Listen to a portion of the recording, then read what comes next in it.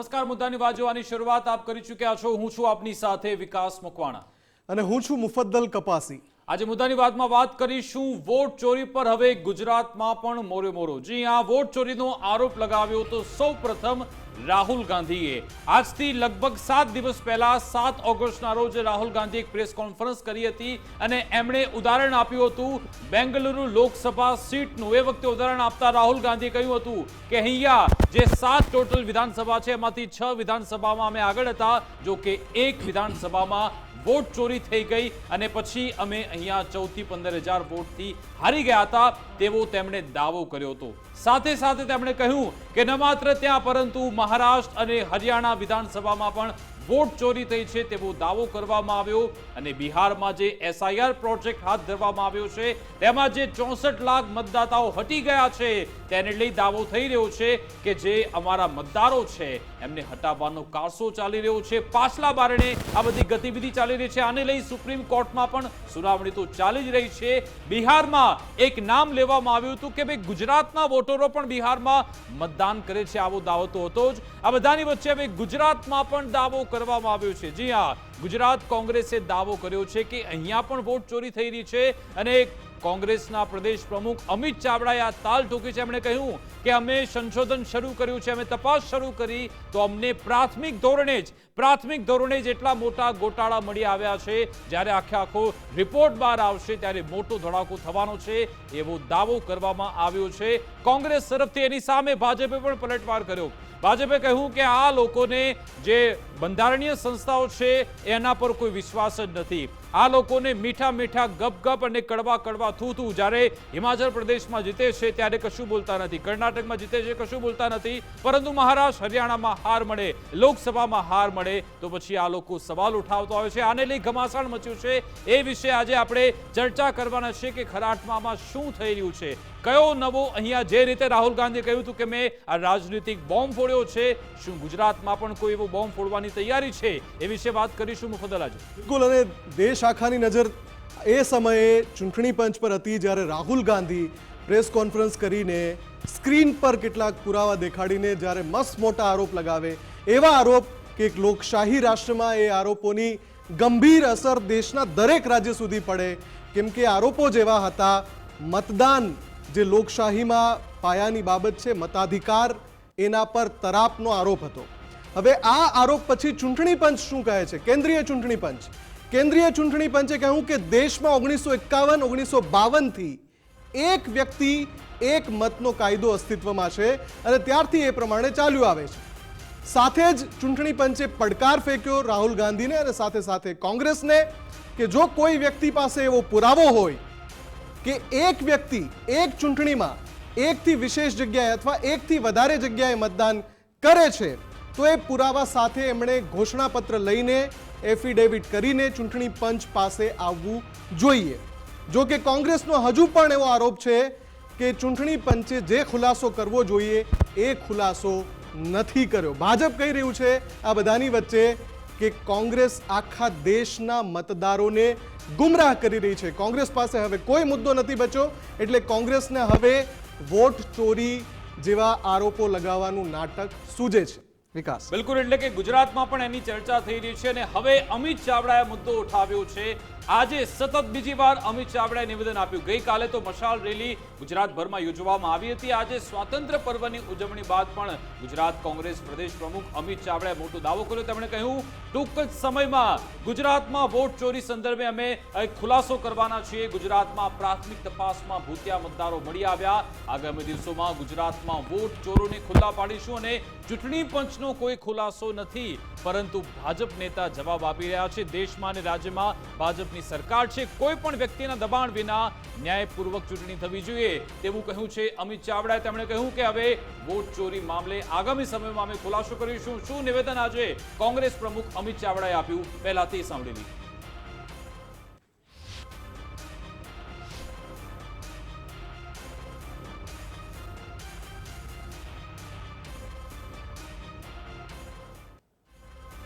આવનારા દિવસોમાં દૂધનું દૂધ અને પાણીનું પાણી થવાનું છે। ગુજરાત કોંગ્રેસ દ્વારા પણ ગુજરાતની મતદાર યાદીઓની ચકાસણી કરવામાં આવી રહી છે। પ્રાથમિક ચકાસણીમાં લાખો મતદારો ખોટા હોવાના, ડુપ્લિકેટ હોવાના, બોગસ અને સાથે સાથે ભૂતિયા હોવાના દાખલા સામે આવ્યા છે. પુરાવાઓ પણ મળ્યા છે. થોડા દિવસમાં એને પણ ખુલ્લું પાડવામાં આવશે. તો ગુજરાતમાં જી આની પહેલા મશાલ યાત્રા જ્યારે કાઢી કોંગ્રેસે અલગ અલગ શહેરોમાં, ત્યારે એમનો જે પ્રમુખ મુદ્દો હતો એ વોટ ચોરીનો મુદ્દો હતો. અમિત ચાવડા ત્યાં પણ બોલ્યા હતા અને એમણે કહ્યું હતું કે વોટ ચોરીથી દેશના જે મતદારો છે એમનો અધિકાર છીનવાઈ રહ્યો છે. અને પછી એમણે આજે પણ એ વાતને દોહરાવી છે. પણ જ્યારે એ વાત દોહરાવી રહ્યા હતા ત્યારે એમને એક સવાલ પૂછાયો હતો. એ સવાલ હતો ભાજપના મહામંત્રી રજનીભાઈ પટેલે જે નિવેદન આપ્યું એને લઈને. તો રજનીભાઈ પટેલે પણ કહ્યું આજે કે કોંગ્રેસ એવો મુદ્દો ઉઠાવે છે જેમાં કોઈ દમ નથી. કોંગ્રેસ બેબુનિયાદ આરોપો લગાવે છે. કોંગ્રેસ એવા સમયે કે જ્યાં લોકોને મતદાન કરવા માટે પ્રેરવા જોઈએ એના બદલે આખી પ્રક્રિયા ઉપર શંકા ઊભી કરવાનું કામ કરે છે. રજનીભાઈએ શું કહ્યું એ સાંભળી લઈએ. લોકશાહીના પર્વમાં પૂરું મતદાન થતું નથી ત્યારે આવા ખોટા વિષયોને લઈને અને આ માહિતી પણ ક્યાંથી આવી એ મોટો પ્રશ્ન. આ પ્રકારે દેશને ગુમરાહ કરવાનું કામ કોઈ પણ પ્રકારના સાબિતી વિના એ લોકો ફક્ત અને ફક્ત લોકોનું ધ્યાન ભટકાવવા માટે કરી રહ્યા છે. એનું ખોટું છે. તો આજ અંગે ચર્ચા કરીશું. આપણી સાથે ભાજપ નેતા ડોક્ટર યજ્ઞેશ દવે જોડાઈ ગયા છે. સાહેબ, આપનું ગુજરાત ફર્સ્ટમાં સ્વાગત છે. અને કોંગ્રેસ પ્રવક્તા મનીષભાઈ દોશી જોડાયા છે. સાહેબ, આપનું પણ ગુજરાત ફર્સ્ટમાં સ્વાગત છે. સૌપ્રથમ મનીષભાઈ, આપની પાસે જ આવવા માંગીશ કે રાહુલ ગાંધીએ તો એ ધડાકો કરી નાખ્યો, પરંતુ એ વખતે પછી ચૂંટણી પંચે કહ્યું કે તમે એક હલફનામું, સોગંદનામું જાહેર કરો. એ તમે એફિડેવિટ કરી દો, પરંતુ રાહુલ ગાંધીએ કહ્યું કે મેં જનતાને જવાબ આપી દીધો, એમાં બધું આવી ગયું. હવે તમે ગુજરાતમાં પણ દાવો કરી રહ્યા છો. શું ધડાકો કરવાનો છો ગુજરાતમાં? 7મી ઓગસ્ટના રોજ જનનાયક લોકસભાના પ્રતિપક્ષના નેતા સન્માનીય રાહુલજીએ સમગ્ર દેશમાં કઈ રીતે લોકતંત્રમાં વોટ ચોરી થાય છે, સંવિધાને આપેલા અધિકાર ઉપર કઈ રીતે સત્તા હડપવા માટે ગેરરીતિને ગોલમાલ થાય છે અને કઈ રીતે મતદાર સૂચિમાં ખેલ થાય છે એની સિલસિલાબદ્ધ વિગત દેશ સમક્ષ મૂકી.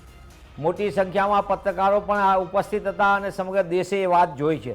લાખો લોકોએ એ પત્રકાર પરિષદમાં પુરાવા સાથેની સિલસિલાબદ્ધ વિગતને પણ લોકો અભ્યાસ કરી રહ્યા છે. અને એના ઉપરથી ગભરાયેલી, ડગમગી ગયેલ અને હડબડીમાં આવેલા, અમે પ્રશ્ન પૂછ્યો તો કોને? ભારતીય ચૂંટણી પંચને. જવાબ આવવા કોણ દોડતું આવી ગયું? ભારતીય જનતા પાર્ટી. અમે ચૂંટણી પંચને પૂછીએ છીએ અને જવાબ ભાજપાના પ્રવક્તાઓ આપે છે. સવાલ એ આવે છે કે આખી વ્યવસ્થાની અંદર, આ દેશની અંદર જ્યારે સમગ્ર પ્રક્રિયામાં આપણને સંવિધાને જ્યારે વોટનો અધિકાર આપ્યો, મતનો, ત્યારે ભારતીય લોકતંત્રનો આધાર નિષ્પક્ષ પારદર્શક ચૂંટણી છે. અને ડૉક્ટર બાબા સાહેબ આંબેડકર 15 જૂન 1949ના રોજ સંવિધાન સભામાં કીધું હતું કે આ મતની જે આખી નો person who is entitled to be brought into the electoral roll should be excluded merely as a result of prejudice. પરંતુ અત્યારે શું થાય? સત્તાધારી પક્ષ પોતાને ખુરશી ઉપર બની રહેવા માટે જે આખો ખેલ થાય છે અને આ ખેલના અનૈતિકતા જે આપવામાં આવે છે. બાબા સાહેબ આંબેડકરનું નામ લીધું. હમણાં ભાજપે જ આરોપ લગાવ્યો છે કે વોટ ચોરીની જે મુખ્ય ઈટ છે એ તો કોંગ્રેસે જ 1951-92 મૂકી હતી, જ્યારે બાબા સાહેબને તમે હરાવ્યા હતા. 74,000 વોટ ત્યાં એ નકલી સાબિત થયા ને પછી બાબા સાહેબ 14-16,000 થી હારી ગયા. સરસ. મને આનંદની વાત એટલા માટે થઈ કે ભાજપા ક્યારેક તો બાબા સાહેબનું નામ લે છે. આ એ ભારતીય જનતા પાર્ટીની લોકો છે કે જેમના નહીં, એટલે તમે શરૂઆતથી આ કરો છો એવો દાવો છે? નહીં, એટલા માટે જ હું મારી વાત એટલા માટે જ તમને કહી દઉં. તમે મને પ્રશ્ન પૂછી લીધો તો વિકાસ સાંભળી લ્યો. જી બોલો. આ એ ભારતીય જનતા પાર્ટીને એ વિચારધારા RSSના માણસો જેને વર્ષો સુધી આજે દેશનો સ્વતંત્રતા દિવસનો ઉત્તમ પર્વ છે, આપણા માટે રાષ્ટ્રીય પર્વ છે. આ પર્વના દિવસે આપણે આપના માધ્યમથી દેશવાસીઓને અને ખાસ કરીને ગુજરાતવાસીઓને, આપણા દર્શકોને પણ હું શુભકામના સાથે કહું છું કે આ એ લોકો છે કે જેમને વર્ષો સુધી એ વિચારધારાના એમના હેડક્વાર્ટર ઉપર તિરંગાને નથી કહેવાય. અમને તિરંગાને સ્વીકારતા નહોતા વર્ષો સુધી. આ એ લોકો છે વિચારધારાના લોકો જેમને બાબા સાહેબનું બંધાવેલું મનીષભાઈ મુદ્દાથી ડાયવર્ટ થઈ રહ્યા નહીં, હું એટલા માટે મારી વાત પૂરી કરવા દેજો. હું તમારી ડિબેટમાં એટલા માટે જ આવ્યો છું. જી સંવિધાન સભામાં એ લોકો બાબા સાહેબની વાત કરે કે જેમના સંવિધાનને અરબી સમુદ્રમાં પધરાવી દેવાની વાત કરે છે, અને સંવિધાનને સૌથી વધુ નુકસાન કરવાનું પાપ પણ આ લોકો કરી રહ્યા છે. એ લોકો કોંગ્રેસને બીજું ન સમજાવ્યું. મૂળભૂત વાત છે વોટ ચોરીની, જેની સિલસિલાબદ્ધ વિગત કર્ણાટકની હોય, મહારાષ્ટ્રના પછીની અને એના પછીની. ત્યારે ચૂંટણી પંચે પારદર્શક પદ્ધતિથી એમની જે જવાબ બધાની ફરજ છે અને એ સ્વાયત્તાની દ્રષ્ટિએ ચૂંટણી પંચે સામેથી આગળ આવીને એક જવાબદાર વિપક્ષના નેતા છે લોકસભાની અંદર અને એમને કીધું છે ત્યારે આ સમગ્ર બાબતની તેમને સામેથી આવીને કરવું જોઈએ. પણ દુઃખ સાથે કહેવું પડે કે રાહુલજીની વાતને, રાહુલજીના પ્રશ્નના જવાબ આપવાને બદલે વોટ ચોરી કઈ કઈ રીતે થાય છે, કેટલા પ્રકારની થાય છે, કઈ રીતે થઈ છે, એના 5 મુદ્દા આપ્યા. અમે જે મુદ્દાઓની માંગણી કરી એ મુદ્દાઓ કઈ કઈ રીતે વોટ ચોરી, એના પુરાવા અને એની પછીના પ્રશ્નો એ પણ અમે લોકો સમક્ષ મૂક્યા છે. સવાલ એ છે કે ભારતીય ચૂંટણી પંચે પોતે જવાબદારીથી એ પારદર્શિકતામાં જ્યાં જ્યાં ખામી હોય, ગડબડી હોય તો એ દૂર કરવા માટે આગળ આવવું જોઈએ. એની બંધારણીય ફરજ છે, એમની જવાબદારી બને છે, એમને બંધારણીય રીતે જવાબદારી તરીકે એમને વર્તવું જોઈએ અને વિશ્વસનીયતા પુનઃ સ્થાપિત થાય. આ દેશનો લોકતંત્રનો પ્રશ્ન છે અને જવાબ લઈ લઈએ. આપ ગંભીરતાથી યજ્ઞેશભાઈ, આ સવાલ કોંગ્રેસ ચૂંટણી પંચને પૂછે છે તો ભાજપ કેમ જવાબ આગળ આપવામાં આવે છે? જો કહેવામાં આવે છે કે ફોર્મ 6 ના નામે, યુવા મતદારોના નામે જો 104 વર્ષના લોકો, 70 વર્ષના લોકો મતદાન કરે છે તો ચૂંટણી પંચે જવાબ આપવો જોઈએ. તમે કેમ આપો છો એવો આરોપ છે?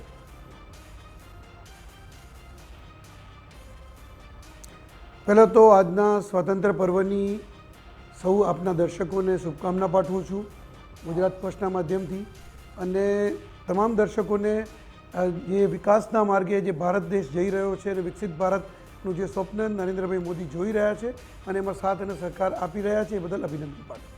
બીજું કે તમે જે મુખ્ય વાત કરી કે ચૂંટણી પંચને પૂછાયેલો સવાલ છે, વાત સાચી છે કે રાહુલ ગાંધીએ જ્યારે ચૂંટણી પંચને સવાલ પૂછ્યો ત્યારે ચૂંટણી પંચે પ્રેસ કોન્ફરન્સ કરી અને એનો જવાબ પણ એમને આપ્યો હતો કે જે કોંગ્રેસના નેતાઓને પોતાને ખ્યાલ છે, છતાં પણ એ જવાબની સામે અવગણના કરીને આખા દેશની અંદર ખોટે ખોટી જ્યારે વાત ચલાવવાની આવે, આખા દેશની અંદર જ્યારે ખોટી ગેરસમજ ફેલાવવાની વાત આવે ત્યારે ભારતીય જનતા પાર્ટી ચોક્કસ એનો જવાબ આપશે. કારણ કે ચૂંટણી પંચ જ્યારે જવાબ આપી ચૂક્યું છે, ચૂંટણી પંચે કીધું કે તમને જ્યાં જ્યાં ગેરરીતિ લાગતી હોય ત્યાં તમે એફિડેવિટ ઉપર રજૂ કરો. રાહુલ ગાંધીને એફિડેવિટ ઉપર રજૂ કરવું નથી, માત્ર ને માત્ર પોતે બોલ બચ્ચન બનીને પ્રેસ નોટ કરવી છે, પ્રેસ કોન્ફરન્સ કરવી છે. બિહારની અત્યારથી હાડ ભારી ગયેલી કોંગ્રેસ એ આ મુદ્દો કરે છે કારણ કે જો વોટ ચોરીનો મુદ્દો હોય અને વોટ ચોરીના કારણે જો ભારતીય જનતા પાર્ટીને ફાયદો થયો હોય તો હું મારા પ્રતિપક્ષના જે પ્રવક્તા છે એમને પૂછું છું કે કર્ણાટક, હિમાચલ પ્રદેશ અને તેલંગાણા આમાં જીત તમારી કઈ રીતે થઈ? ત્યાં તો આ ચૂંટણી પંચ હતું, ત્યાં કોઈ પાકિસ્તાનથી કે અમેરિકાથી ચૂંટણી પંચ લાવ્યા નતા. તામિલનાડુ અને ઝારખંડમાં પણ તમારી ટેકાવાળી સરકાર છે. ભારતના 5 રાજ્યોમાં તમારી સરકાર છે, સમર્થિત સરકાર અને સંપૂર્ણ સરકાર. તો આમાં આ જ ચૂંટણી પંચ હતું જેની પર રાહુલ ગાંધી આક્ષેપ કરી રહ્યા છે. બીજું, આજે આઝાદીના આજે 79 વર્ષ થયા. સમજી લો કે તમે 70 વર્ષ શાસન કર્યું, 60 વર્ષ, તો 60 વર્ષ શાસનમાં પણ આ જ ચૂંટણી પંચ હતું અને એ વખતે પણ આ જ મતદાર યાદીઓ હતી. જૂની મતદારી, મારે રાહુલ ગાંધીને વિનંતી એટલી જ કરવી છે કે જૂની મતદાર યાદીઓ પણ ખોલીને જોઈ લે. ઇન્દિરા ગાંધી વખતની મતદાર યાદીઓ પણ ખોલીને જોઈ લે અને રાજીવ ગાંધી વખતની મતદાર યાદીઓ પણ ખોલીને જોઈ લે. આ પણ એમણે જોવું જોઈએ. બીજું કે ટેકનિકલ મુદ્દો થોડોક છે, હું એ પણ આપણે સમજાવવા માગું છું. ટેકનિકલ મુદ્દો એવો છે કે જ્યારે કોઈ વ્યક્તિ શિફ્ટિંગ થાય, કોઈ વ્યક્તિ એક જગ્યાએથી બીજી જગ્યાએ બદલાય ત્યારે એને પહેલાં જૂનું મતદાર એનું રદ કરવું પડે અને નવું મતદાર એનું ઉમેરાય. ઘણી વખત એવું હોય છે કે જૂનું મતદાર રદ ન કરે અને નવી જગ્યાએ નામ ઉમેરાઈ ગયું. ઘણી વખતે એને એપિક કાર્ડ નવું કરાવ્યું તો એપિક કાર્ડનો નંબર બદલાઈ જાય, એના કારણે એનું નામ ફરી નવેસરથી એડ થાય. આવા ઘણા બધા મુદ્દા છે. મારે મનીષભાઈને એ પૂછવું છે કે મતદાર યાદીની પ્રક્રિયા જે ખરી કે જે મતદાર યાદી સુધારણા એ કેટલી વખત થાય છે 5 વર્ષમાં, એમને ખ્યાલ છે? નહીં ખ્યાલ હોય. બીજું કે કેટલી જાતની મતદાર યાદી ભારતમાં અવેલેબલ છે એ એમને ખબર છે? એ પણ નહીં ખબર હોય. હું એક જ લીટીમાં એમનો જવાબ પૂછીશ કે ભારતમાં કેટલી જાતની મતદાર યાદી હોય છે, બસ એક જ લીટીનો જવાબ મારે જોઈએ છે કે જે પ્રવક્તા જે મતદાર યાદીને વોટ ચોરીના મુદ્દે આજ સવાલ આપણો જવાબ મને પૂછી લો, પછી મારા સવાલનો તમારા સવાલનો બાકીનો જવાબ આપું. બિલકુલ હું એમને પૂછી લઈશું. મનીષભાઈ આવું, યજ્ઞેશભાઈ, આ મુદ્દો છે ને વોટ ચોરીનો, બરાબર, પણ આ વોટ ચોરીનો જે આરોપ કોંગ્રેસે લગાવ્યો છે યજ્ઞેશ હું હું એ જ કહું છું, જી બોલો. હું એને જ કહું છું, એ જ વાત ઉપર આવું છું કે જેને મતદાર યાદીનું પૂરું ભાન નથી કે દેશની અંદર કેટલા પ્રકારની મતદાર યાદીઓ હોય. બીજું કે ચૂંટણી પંચે એક ચોખ્ખું સ્પષ્ટ કહ્યું છે કે એક વ્યક્તિ એક મત આપે, કદાચ એનું નામ ભૂલથી બીજા જૂનામાં ચાલુ રહી ગયું હોય, પણ એ વ્યક્તિએ 2 મત આપ્યા હોય એવો એક પણ પુરાવો એ રજૂ કરે. એ પણ એમને ચૂંટણી પંચે વાત કરી છે, પણ એ પણ રજૂ નથી. હજી એક જ મિનિટ નહીં. ઓકે, ચલો. અનુરાગ ઠાકુરે પ્રેસ કોન્ફરન્સ કરી એમણે કહ્યું કે રાહુલ ગાંધી વાયનાડમાં પણ વોટ ચોરી બીજી કરી, એક વાત, પછી ડિમ્પલ યાદવે કરી, મારી એક વાત અખિલેશ સાંભળો યાદવે છેલ્લે. કરી, સ્ટાલિને પણ કરી. તો વોટ ચોરીનો આરોપ તમે પણ લગાવી રહ્યા છો, નહીં પણ કોંગ્રેસ પણ લગાવી રહી છે. નહીં એમને હું બીજી પણ વાત કરી દઉં કે વોટ ચોરીની શરૂઆત ક્યાંથી થઈ કે જ્યારે જવાહરલાલ નહેરુને 1 મત મળ્યો, બાકીના મત સરદાર વલ્લભભાઈ પટેલને મળ્યા. આ પહેલી કોંગ્રેસની વોટ ચોરીની શરૂઆત. બીજી વોટ ચોરીની શરૂઆત ક્યાં? 1975 ની અંદર રાયબરેલીમાં ઇન્દિરા ગાંધી જીત્યા હોવા છતાં અલ્હાબાદ હાઈકોર્ટે એમને ગેરલાયક ઠેરવ્યા અને એમને ચૂંટણી એમની રદ કરી, કારણ કે ખોટી રીતે મતદાન થયેલું હતું. આ કોર્ટના ચોપડે છે. કોંગ્રેસને કહવું જોઈએ અને આજે રાહુલ ગાંધીને પણ ભાન હોવું જોઈએ કે મારા દાદી ઉપર આ આક્ષેપ લાગ્યો હતો અને ચૂંટણી કેન્સલ થઈ હતી. આ વોટ ચોરી છે. ઠીક છે અને યજ્ઞેશભાઈ, આજે યજ્ઞેશભાઈ, એ છે, યજ્ઞેશભાઈ, કે જ્યારે ગુજરાતમાં મોટો ખુલાસો કરવાના, કેટલા મત હાર્યા યજ્ઞેશભાઈ, હતા. કોંગ્રેસનું કહેવું છે મેં ગુજરાત માટે પણ મોટો ખુલાસો કરવા જઈ રહ્યા છે, તેને કેવી રીતે જુઓ છો આપ? ગુજરાતની મતદાર યાદીની અંદર પણ કોંગ્રેસનું શાસન હતું કે નહોતું, આજે કોંગ્રેસને મતદાર યાદી જોવાનો સમય મળે છે.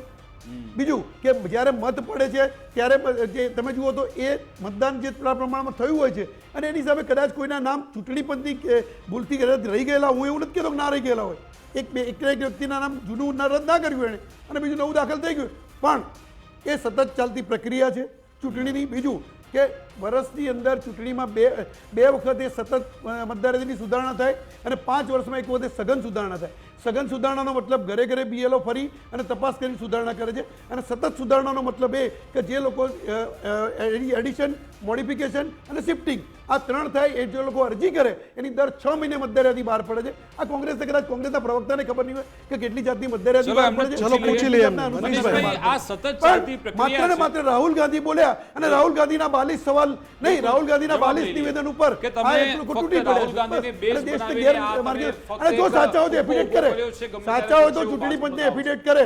લઈ લે જવાબ યજ્ઞેશભાઈ. જી પહેલાં તો મને એમ લાગે છે કે એવા લોકો વાત કરવા નીકળ્યા છે કે જેમને કંઈક ધંધાકીય રીતે ને લાભાર્થી તરીકે કામ કરનારા લોકો અમને પૂછે છે પ્રશ્ન.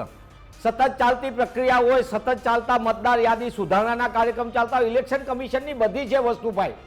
મૂળ મુદ્દાની વાત કરો ને કે આ ગોળબડ ને ગરબડમાં તમે કેમ આટલી બધી હળબડાટીમાં આવી ગયા છે? લાભાર્થી વર્ગના લોકોને એવું ક્યાં પ્રશ્ન છે? જે પ્રશ્ન પૂછો મૂળ મુદ્દાનો ભારતીય ચૂંટણી પંચે કે આ ગોલમાલમાં 104 વર્ષનો મતદાર એ ફોર્મ નંબર 6 ના આધારે કેમ દાખલ થયો ભાઈ? એ તો નવા મતદાર માટેનું ફોર્મ છે, જે 18 વર્ષ પૂર્ણ કરીને જે આવે છે એની નોંધણી માટેનું. એ ફોર્મ તો કોઈ કોંગ્રેસે નથી બનાવ્યું.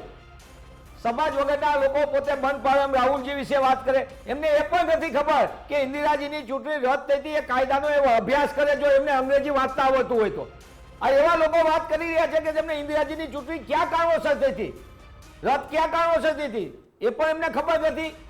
એટલે અભ્યાસ કર્યા વગર પોતે જ્ઞાન પીરસવા આવી જાય.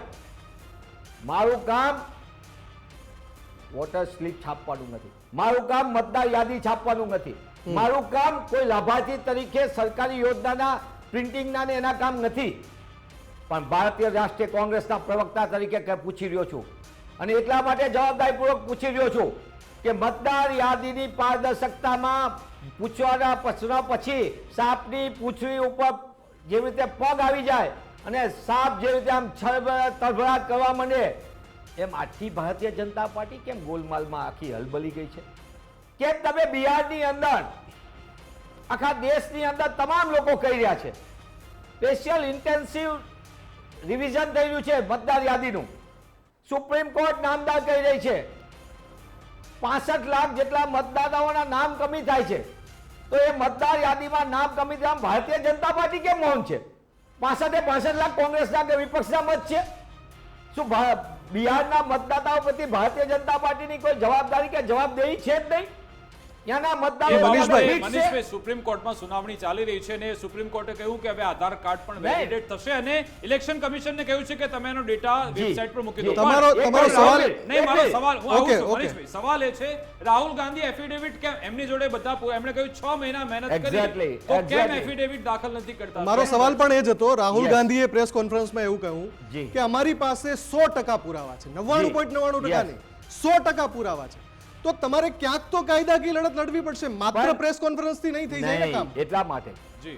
અમારે જે લડાઈ લડવાની છે 3 દિશામાં લડવાની છે. એની એક દિશામાં આ પી ચિદમ્બરમજીએ તે જ દિવસે ચૂંટણી પંચને જવાબ આપ્યો કે ચૂંટણી પંચે કીધું એફિડેવિટ. શેના માટે ભાઈ એફિડેવિટ તમે માગો છો? ચૂંટાયેલા જનપ્રતિનિધિ તરીકે અમે દેશ સમક્ષ મતદાર યાદીની ગડબડી ગોલમાલને ખુલ્લી પડી. એફિડેવિટ માગવાનો એને નહીં, કોર્ટમાં જ્યારે બી થશે ત્યારે થશે. પહેલા શું કહેતા હતા ચૂંટણી પંચના 3 સ્ટેપ જુઓ. પહેલા દિવસે તો સૌથી પહેલા સૂચના મુજબ ચૂંટણી પંચ પહેલા તો જવાબ આપવા તૈયાર નહોતું. બધા માધ્યમો ગયા, કોઈ જવાબ નહીં. પછી બહુ દબાણ આવ્યું, બહુ બધા લોકો ગયા, એટલે પછી સાંજે એક નાની એમથી એક ફરફરિયું આવ્યું, રદ કરી દીધા.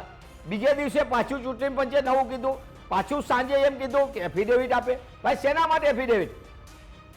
ભારતીય લોકતંત્રની પણ અંદર રાહુલ ચૂંટાયેલા ગાંધીને ઇલેક્શન સાંસદ છે. કમિશનની ઓફિસે બોલાવ્યા હતા, રાહુલ ગાંધી ન ગયા. નહીં, કેમ ન અમારું ગયા? પ્રતિનિધિમંડળ ગયું છે ને ભાઈ. અમે સાંસદ તરીકે તમામ સાંસદો ઇન્ડિયા 20 લોકોને બ્લોકના બોલાવ્યા હતા, તમે 300 વિકાસ લોકો સાંભળવાની પહોંચી ગયા. તૈયાર રાખો. તમે પ્રશ્ન નહીં. પૂછીને એક એક વસ્તુ સાંભળી લો. આપણે કઈ પ્રક્રિયા મુદ્દાસર વાત થઈ? કરવી છે. પણ પ્રક્રિયા થઈ હા. એટલે એ તો જવાબ હું નક્કી કરીશ ને. તમે મને હા, તો હું પૂછો સવાલ છો પણ પ્રશ્ન. નક્કી- એમ નહીં, નહીં, સવાલ તમે પણ નક્કી પ્રશ્ન કરીશ. પૂછો એના જવાબ પણ હું આપવા એ જ બંધાયેલો કહું છું. છું. તમે સાઈડ વિકાસ પર જાઓ, તમારા તમે સ્ટુડિયોની જ્યારે- અંદર નહીં. તમે નહીં, જવાબ એટલા આપો. માટે નહીં આવે. તમને સમય આપીએ તમારે છીએ. પ્રશ્નના જવાબ સાંભળવાની માનસિકતા અરે, વચ્ચે રાખવી કોઈ પડે. counter હું question બોલવા હોય તો નહીં પૂછો કે મૂકત. નહીં તમે? તમે 5 પ્રશ્નના તમે મને કાઉન્ટર મનીષભાઈ. પૂછી શકો છો, હા, પણ બોલો. સામે જવાબ બોલો, સાંભળી ઠીક લો. છે, સમય બોલો, લઈ રહ્યો છું. બોલો. નંબર 1 બોલો. નંબર 1 7મી ઓગસ્ટે લોકસભામાં પ્રતિપક્ષના નેતા સન્માનીય રાહુલજીએ પત્રકાર પરિષદમાં દેશના પત્રકારો અને તમામ માધ્યમો વચ્ચે ખુલ્લું મૂક્યું કે આ દેશના લોકતંત્રમાં વોટ ચોરી કઈ રીતે ચાલે છે. બીજા દિવસે ત્રીજા દિવસ થયો, ચૂંટણી પંચ બીજા લોકો આ તે કરે. અમે તમામ સાંસદ, અત્યારે સત્ર ચાલતું હતું સંસદનું, તમામ સાંસદોએ માગણી કરી લોકસભાના પટલ ઉપર. રાજ્યસભામાં અમારા પ્રતિપક્ષના નેતા કોંગ્રેસ પક્ષના અમારા અધ્યક્ષ સન્માનીય મલ્લિકાર્જુન ખડગે સાહેબે રાજ્યસભાના નેતા તરીકે કીધું ચર્ચાનો વિષય નહીં. લાંબી ચર્ચામાં કોઈ પણ ચર્ચા આપવાની લોકતાંત્રિક રીતે. લોકતંત્રની અંદર ચર્ચા કરવી પડે ને. તમે સંસદના પટલ ઉપર ચર્ચા નથી કરતા, સડક ઉપર ચર્ચા નથી કરતા, ચૂંટણી પંચ વાત કરવા તૈયાર નથી. લોકતંત્રની અંદર સૌથી મોટા ઠીક વિપક્ષનો છે, આખો આપનો બ્લોક જવાબ ગયા. લઈ લીધો. મનીષભાઈ. અમે સંસદથી મનીષભાઈ. ચૂંટણી પંચ સુધી અમે સાંભળો. રેલી સ્વરૂપે ગયા, મનીષભાઈ, પદયાત્રા તમને કરવા ગયા. જ્યારે કોઈએ પોલીસે રોકી. સાંભળી લો છેલ્લી વાત 10 જી, સેકન્ડ. બોલો. જી, બોલો. છેલ્લી સાંભળી લો. સાંસદ સભ્યો દેશના ચૂંટાયેલા જનપ્રતિનિધિ, લાખો મતદાતાઓ એમના વિશ્વાસ મૂકીને એમને ચૂંટ્યા છે. એ તમામ લોકો જ્યારે ચૂંટણી પંચ સમક્ષ જતા હતા, કઈ પ્રકારના કાયદા નહીં, વ્યવસ્થા એમાં થઈ ગઈ. ક્રિસને બોલાવ્યા, તમે તમામ 300 લોકો ગયા જગ્યાએ હતા. હું પોલીસે તમને કઈ પૂછું. રીતે એમને પોલીસે અટકાયત કરી ભાઈ. મનીષભાઈ, 2 નવેમ્બર 2024માં સ્પેશિયલ સમરી રિવ્યુ હતો, ડ્રાફ્ટ ઇલેક્ટોરલ રોલ તમને આપ્યો હતો. પછી જાન્યુઆરી 2025માં પણ ફાઇનલ ઇલેક્ટોરલ રોલ તમને આપ્યો. તમે એક પણ વાર અપીલ ન કરી, કેમ? સૌથી મોટામાં મોટી વસ્તુ, જે તે જગ્યાએ અપીલની વાત આવે તે ક્ષેત્રની અંદરની આવે, પણ ગડબડી આવી, ગોલમાલ આવી, એને લોકો સમક્ષ મૂકી. તો કેમ ચૂંટણી પંચ એમ નથી કહેતું કે આ ગડબડ ને ગોટાળા ચાલો, છે, ગુજરાતમાં અમે એને ખુલાસો દૂર ક્યારે- કરશું. ગુજરાતમાં ખુલાસો ક્યારે કરવાના છો? નિશ્ચિતપણે આગામી અમારા સન્માનીય અધ્યક્ષ અમિતભાઈ ચાવડાએ આજે જ બધાને સ્વાતંત્ર્ય દિવસે શુભકામના પાઠવતા સાથે કીધું છે કે ગુજરાતમાં પણ આગામી દિવસોની અંદર લોકસભા અને વિધાનસભાના મતદાર યાદીઓમાં મોટા પાયે જે ગેરરીતિના ગોલમાલ છે, જ્યાં મતદારોને ખોટી રીતે કર્યા છે, અથવા તો આખા સરનામા જ ખોટા, એક જ સરનામા ઉપર વધુ કરતા મતદારો છે. નોંધાયેલા છે, એક જ એપિક નંબર ઉપર ઘણા બધા મતદાતાઓ છે. આ તમામ બાબતોને અમે લોકો સમક્ષ ખુલ્લી મૂકશું. ઓકે. યજ્ઞેશભાઈ, આ જે ખુલાસો આવી રહ્યો છે, જે કોંગ્રેસનો દાવો છે, એને આપ કેવી રીતે કાઉન્ટર કરશો? બહુ તૈયારી જોરદાર થઈ રહી છે એવું કેવું છે?